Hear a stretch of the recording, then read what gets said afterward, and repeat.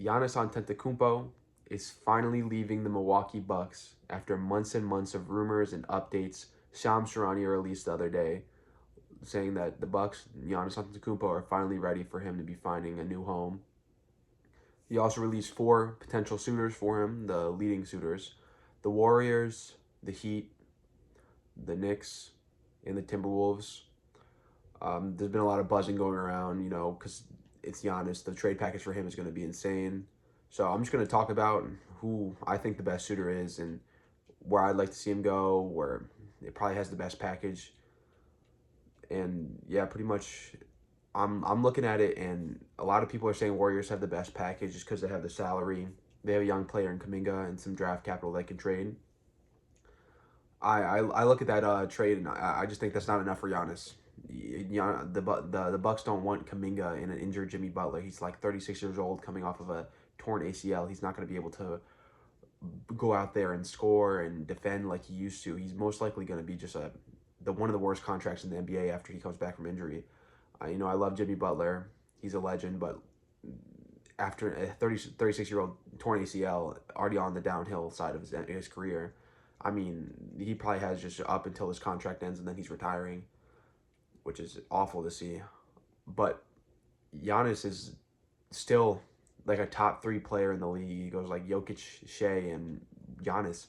It's just not enough. Kaminga and Jimmy Butler and whatever first round picks. The first round picks, I haven't really looked at the draft capital. What if the first round picks are from the Warriors themselves? That's not going to be valuable. They have Steph Curry and Giannis after this trade, so you're looking at first round picks in the 20s most likely.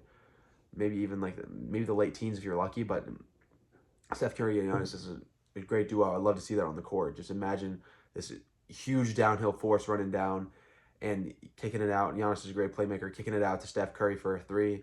It would just be the best player besides Kevin Durant that Steph Curry has ever played with. It'll just be an amazing sequence of basketball. But I just don't. If I'm the Bucks, I'm not there for that package. I don't want that package. I look at the team like a team like the Knicks. They have like interesting stuff going on. They have Karl-Anthony Towns, who's on a down year. They could add that salary in.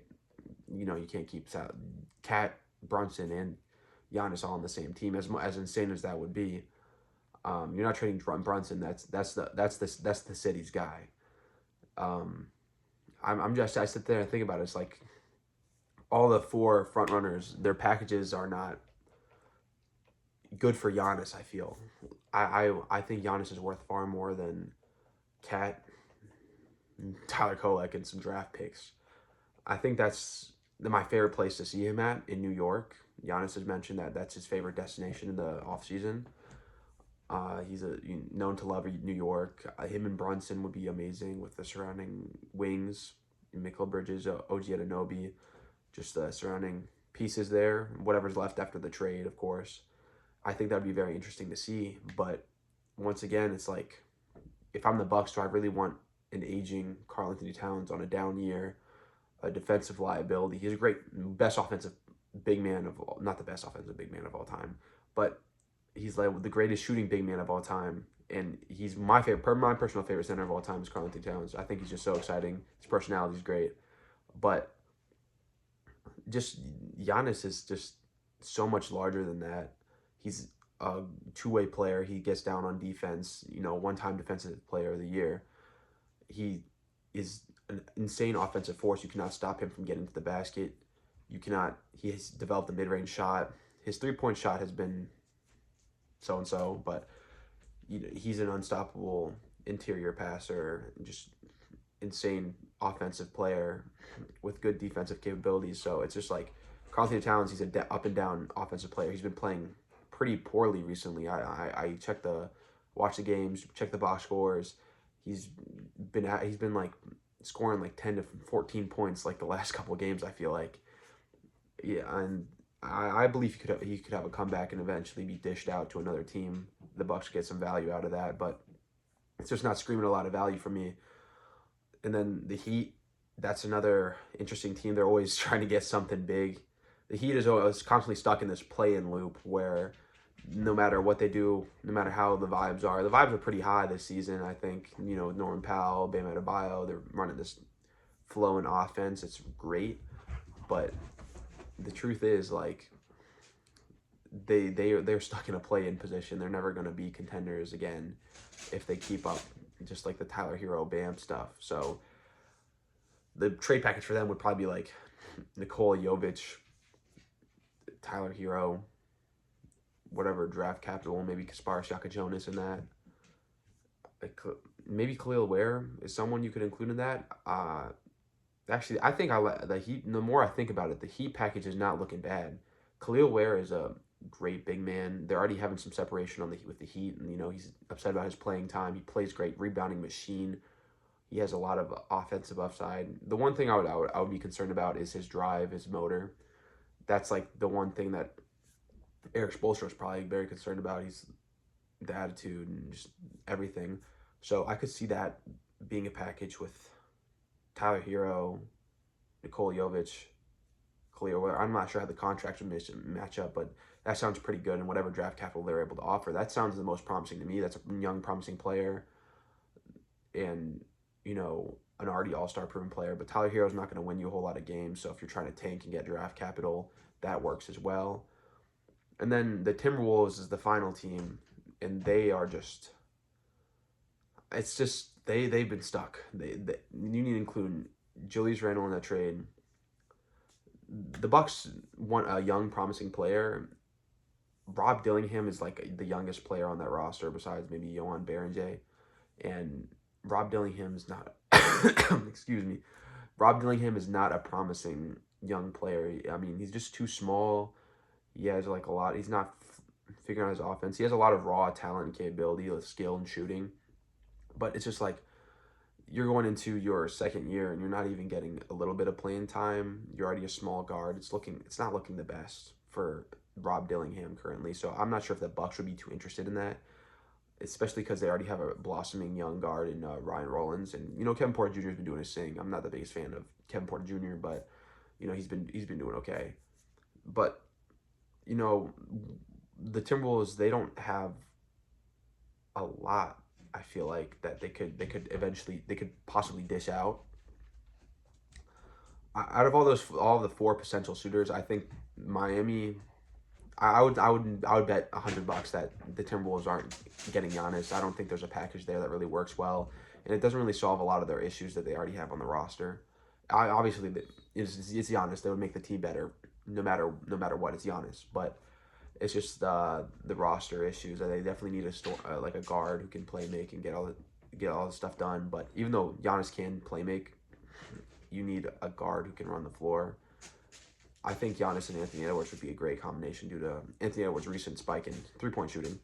But I just don't think the Timberwolves have enough to require Giannis. I think the other packages are better. I don't think Giannis wants to go to Minnesota.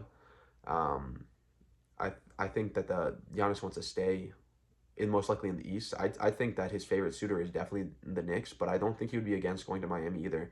And I'm just looking at the Miami Heat, and I think that's the best package that Giannis could potentially go for. I mean, just Khalil Ware is probably the most promising young player out of all those four teams. Some would argue Kuminga, but I really don't see it. Yeah, I think the Heat out of those four are the best package you could possibly get for Giannis. The most intriguing package for the Bucks. But I'm also looking at, do the Heat want to give that up? The Heat has constantly been like a team where it's like they're not willing to throw in certain assets in a trade to acquire something bigger. I forget what the player was, but I remember they weren't including Nikola Jovic in a trade to acquire a star. I think it was Dame a couple years back when he was leaving Portland, and it's just I don't know if they'd be willing to give it up. I think they'd be able to give up Jovic now, but I'm not sure if they want to give up Ware. But I think that's the most entertaining package for me for Giannis. But including, you got to think about the future of the Bucks. If they're going to be tanking, they don't own a lot of their like future draft capital. A lot of that it goes to the Portland Trailblazers. So I don't know if there could be like a 3-teamer. There's probably going to be a multiple team deal. It includes to make salary work and all that. But if Portland could get involved in this deal, a team like, I don't know, maybe New York could acquire Giannis through a 3-teamer deal with Portland, where Portland gives up some of the future Bucks picks and sends it over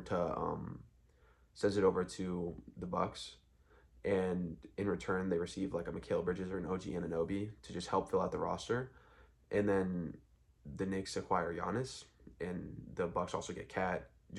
However that would work. I think that's a very entertaining deal.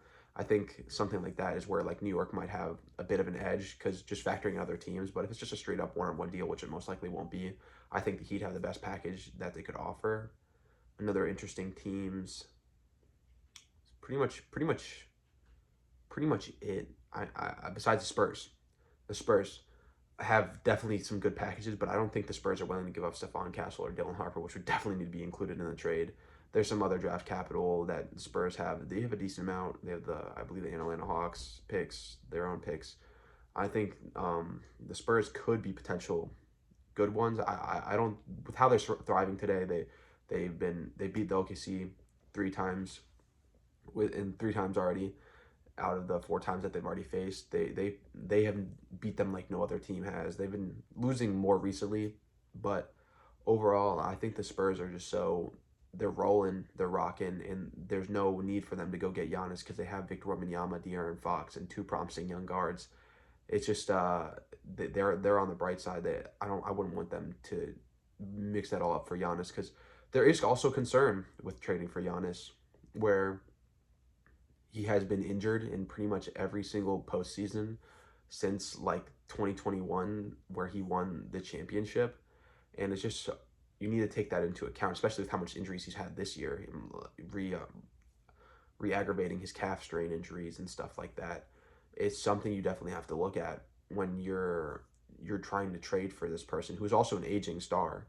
Giannis is not the oldest star, but he's entering his 30s, and with the physical style of basketball he plays, that's very concerning for the future of a team, especially a team that's like young, like the Spurs, where it's like everyone right now, everything fits the timeline. I believe in Dylan Harper. I think he'll be an all-star guard in this league. Stephon Castle is also a potential all-star guard. I believe a little bit more in Dylan Harper, but nonetheless, like there's so much potential and everything fits the timeline with the young pieces, and there's injury factors already with Wemby. If you trade your star, like your potential young guards, and for Giannis, and then there's eventually a point where Giannis and Wemby could both be injured at the same time. I'd also like for Giannis to remain on the East side of the conferences because the East is weak. The East is very weak this year. It's been weak. Giannis is the best player in the East, and if he were to move to the West, all of like the top 5 players, no matter how you have the top 5, it's like Jokic, Shea, Wemby, Luka, Giannis, and Anthony Edwards. They're all on the Western Conference if Giannis were to go over there. So it's just who's the best player in the East now? Jason Tatum would be, but he's injured this year. Jalen Brown, Jalen Brunson, Cade Cunningham. There's just a big skill gap between those guys. Tyrese Maxey, So I'm just looking at it, and it's like I would like to see Giannis. I think my favorite destination for him is the Heat. The Heat or the Knicks. Those are my favorite destinations. I think those are where it'd be most fun. And, Giannis and Bam, if they could keep Bam on the roster, that would be great. Norman Powell has been shining even though he's old. I personally want him to be an all-star. I just love that storyline where you blossom at later in your career. I just think the Heat would be fun. They would definitely need to figure out some guard issues if they were to trade Tyler Hero and maybe Kaspar Jonas, depending on how the package works. But overall, that's my favorite teams. The Knicks shooting with Jalen Brunson. That team would just be awesome to see. I would just love to see. I wish I could just see sample size games where he plays one game with all the suitors, and we just see how the roster works with these potential trade packages. But overall, that's my thoughts on Giannis leaving Milwaukee and how everything's going. Let me know what you guys think. Bye.